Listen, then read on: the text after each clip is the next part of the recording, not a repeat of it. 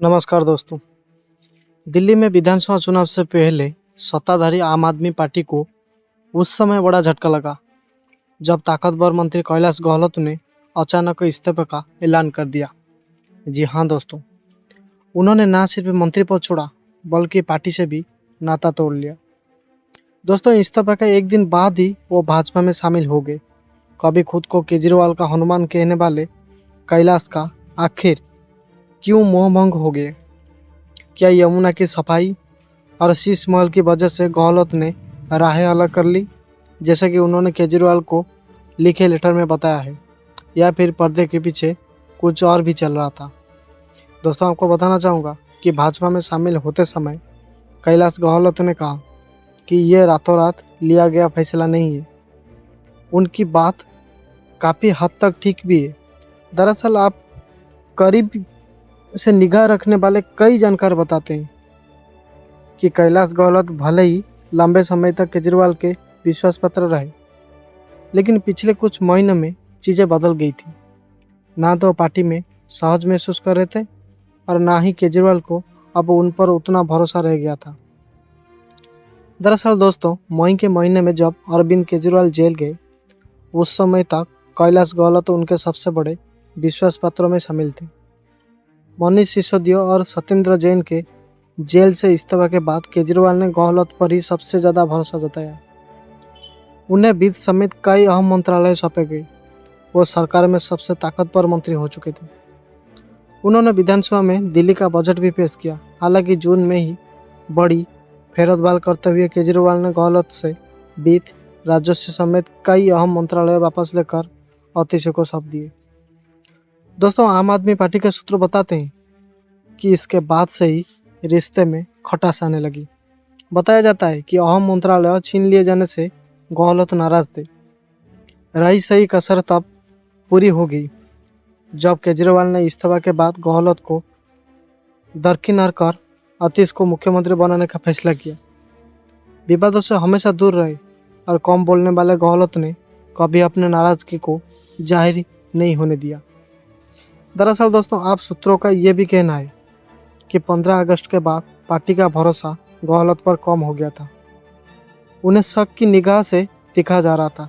दरअसल केजरीवाल ने जेल से एलजी को लेटर लिखकर मांग की थी कि 15 अगस्त को अतीश को तिरंगा फहराने का अवसर दिया जाए, लेकिन एलजी जो विकेट सक्सेना ने यह हक कैलाश गहलोत को दे दिया।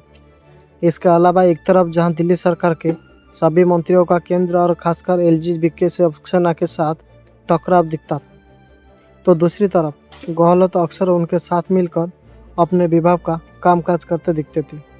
माना जा रहा है कि आप और गहलोत के बीच आई दरार के पीछे ये भी एक वजह है। अब दोस्तों, सीधी खबर ये है कि दिल्ली सरकार के पूर्व मंत्री कैलाश गहलोत भाजपा में अब शामिल हो गए।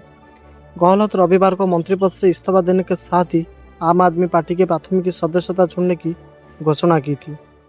दोस्तों, केंद्रीय मंत्री मनोहर लाल, भाजपा के राष्ट्रीय उपाध्यक्ष, दिल्ली के चुनाव प्रभारी बैजयंत पंडा, भाजपा के राष्ट्रीय महामंत्री दुष्यंत गौतम, प्रदेश भाजपा अध्यक्ष विजेंद्र गुप्ता, केंद्रीय राज्य मंत्री हर्ष मल्होत्रा, दिल्ली विधानसभा में नेता प्रतिपक्ष विजेंद्र गुप्ता, शासन भाजपा के मीडिया प्रभारी अनिल बलूनी सहित अन्य नेताओं ने भी उनका पार्टी में स्वागत किया है।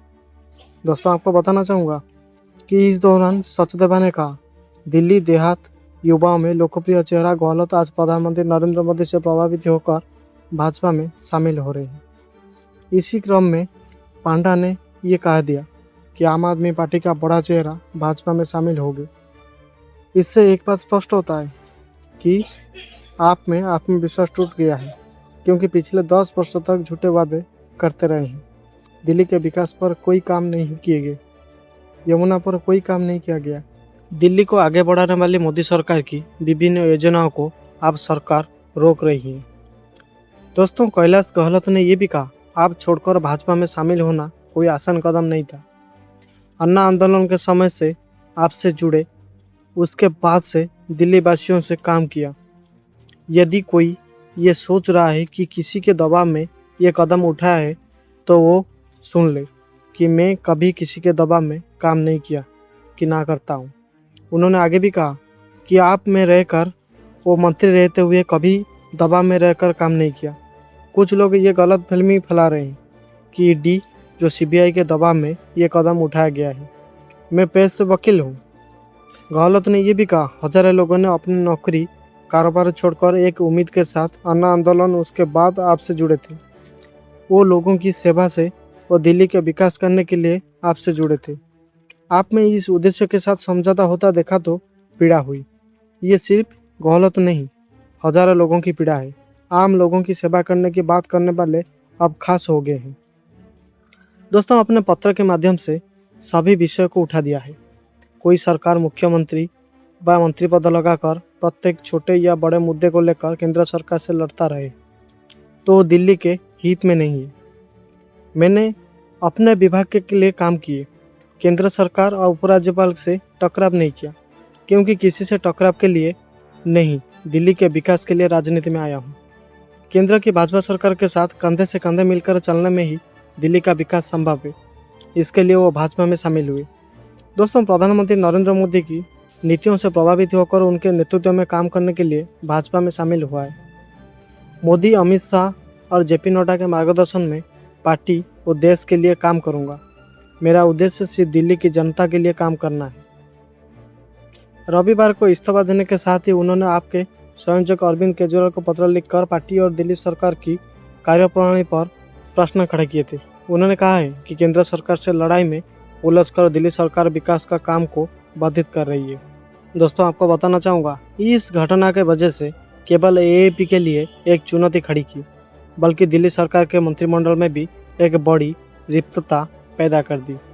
आप पार्टी ने तुरंत कदम उठाते इस खाली पद को भरने के लिए रघुवींद्र शौकीन को दिल्ली सरकार का नया कैबिनेट मंत्री बनाने का फैसला किया। नागौलाई जाट सीट से विधायक शौकीन की इस पदोन्नति को एएपी की रणनीतिक चाल के रूप में देखा जा रहा है, ताकि पार्टी अपनी राजनीतिक पकड़ और प्रशासनिक गति को बनाए रखे। 2015 में उन्होंने पहली बार नागालाई जाट विधानसभा सीट से जीत दर्ज की और 2020 में अपनी लोकप्रियता को बरकरार रखते हुए इस सीट पर फिर से जीत हासिल की। दोस्तों, एएपी ने उनकी बढ़ती सीख व बढ़ती साख और जनता के बीच लोकप्रियता ने उन्हें कैबिनेट मंत्री के पद तक पहुंचाया। ये नियुक्ति एएपी के नेतृत्व की ओर से शौकीन में दिखा गए भरोसे से दर्शाती है। दोस्तों, आपको बताना चाहूँगा कि रघुवींद्र शौकीन जिस नागालैंड जाट विधानसभा क्षेत्र का प्रतिनिधित्व करते हैं, वो दिल्ली की राजनीति में एक प्रमुख सीट है। 1951 में स्थापित इसी सीट पर सत्ता के लिए हमेशा कड़ा मुकाबला देखने को मिला है। दोस्तों, पिछले चुनावों के आंकड़े बताते हैं कि 2020 में शौकीन ने 17,000 से अधिक वोट से जीत दर्ज की थी, जबकि भाजपा को 62,405 वोट मिले थे। ये जीत न केवल उनकी व्यक्तिगत लोकप्रियता को दर्शाती है, बल्कि क्षेत्र में एएपी के मजबूत गढ़ का भी प्रमाण है। इसके अलावा कांग्रेस जैसे अन्य दल यहाँ मुकाबला में बहुत पीछे रहे, जो पार्टी की मजबूती को और रेखांकित करता है। दोस्तों, 2015 के विधानसभा चुनाव में शौकीन ने भाजपा के मनोज कुमार शौकीन को 37,024 वोट के अंतर से ही हराया था। उन चुनाव में उन्होंने 83,268 वोट में 54.6% मत हासिल किए, जो कि एएपी की दिल्ली में बढ़ती लोकप्रियता का प्रतीक था। 2 बार की लगातार जीत ने न केवल उनकी राजनीतिक क्षमता को साबित किया, बल्कि उन्हें पार्टी के भीतर एक प्रमुख नेता के रूप में स्थापित भी कर दिया। दोस्तों, आपको बताना चाहूँगा कि कैलाश गहलोत का भाजपा में जाना निश्चित रूप से एएपी के लिए एक झटका है, खासकर ऐसे समय में जब पार्टी दिल्ली में अपने शासन मंडल को मजबूत करने में जुटी है। इसी माहौल में रघुवींद्र शौकीन को कैबिनेट मंत्री बनाना एएपी का एक रणनीतिक कदम है, ताकि पार्टी का गढ़ कमजोर न हो।